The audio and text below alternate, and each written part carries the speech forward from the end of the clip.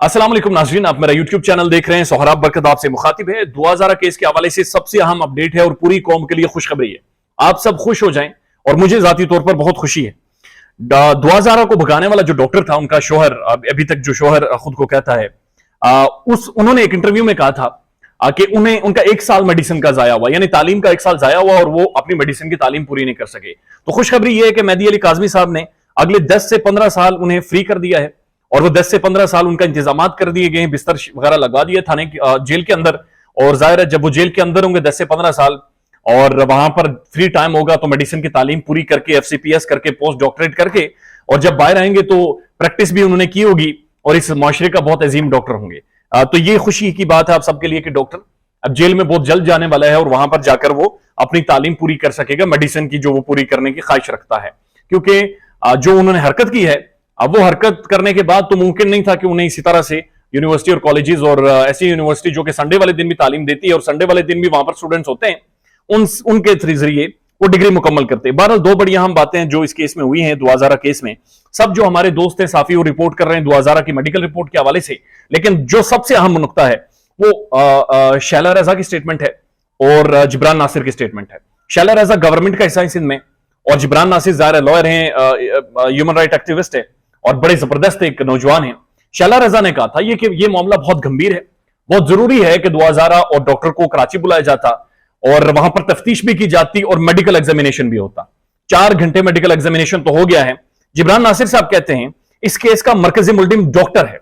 ये डॉक्टर वही है, ज़ाहिर मैं नाम नहीं ले सकता, इन्होंने एक चीज फाइल की थी मेरे ऊपर, और ये डॉक्टर वही है जो दुआज़ारा को भगा कर लेकर गया था और अभी तक उसका शोहर खुद को कहता है इस केस का मरकजी मुल्जिम डॉक्टर है, वो कराची में मौजूद है। हम समझने से कासिर हैं जो जिब्रान नासिर साहब कह रहे हैं कि डॉक्टर के ऊपर अभी भी किडनैपिंग का केस ज़ेरे तफ्तीश है, यानी अभी भी तफ्तीश हो रही है उस सारे केस की, और अभी तक डॉक्टर बेल भी नहीं ली उसने, अभी तक उसने बेल भी नहीं ली है।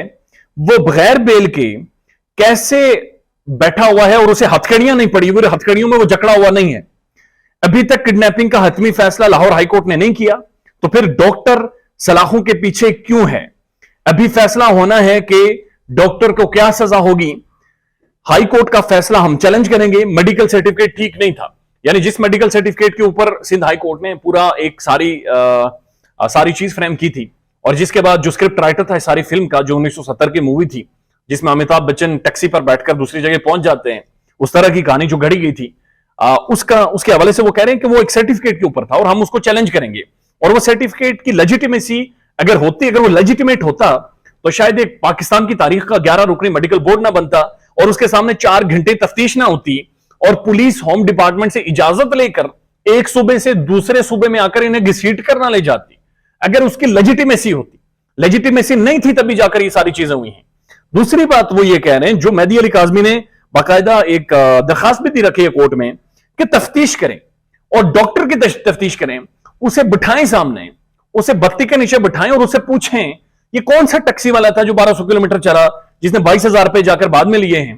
ये कौन था जो सारे मामला चला रहा था? ये किसके कहने पर आप लोग इंटरव्यूज दे रहे थे? ये किसके कहने पर तकिया नीचे लग रहे थे? और किसके कहने पर आप तमस्खुर उड़ा रहे थे पाकिस्तान की मिडिल क्लास और इनकी फैमिलीज का? और जामे शरीन के ऊपर आप लोग मजाक कर रहे थे और आप चेक वाली शर्टें नहीं पहन रहे थे, इंस्टेड के आप फैमिली के साथ कॉन्टेक्ट करते और आप लोग मजाक उड़ा रहे थे और एक डिफेम कर रहे थे पूरी सारी फैमिली को। तो ये सारी चीजें स्टिल टू प्रोब 4 घंटे मेडिकल एग्जामिनेशन हुआ है और मंडे को रिपोर्ट आ जाएगी और वो रिपोर्ट आएगी, उसके बाद भी बहुत सारे मामला अभी बाकी हैं, चूंकि जो नादरा का रिकॉर्ड है वो कुछ और कह रहा है और अगर तो रिपोर्ट नादरा के रिकॉर्ड के मुताबिक होती है देन तो चीजें ठीक है, लेकिन अगर नादरा के जो डॉक्यूमेंट्स है उनके मुताबिक रिपोर्ट नहीं होती, एक नई बहस वहां से शुरू होगी। ख्याल रखिएगा अपना। अल्लाह।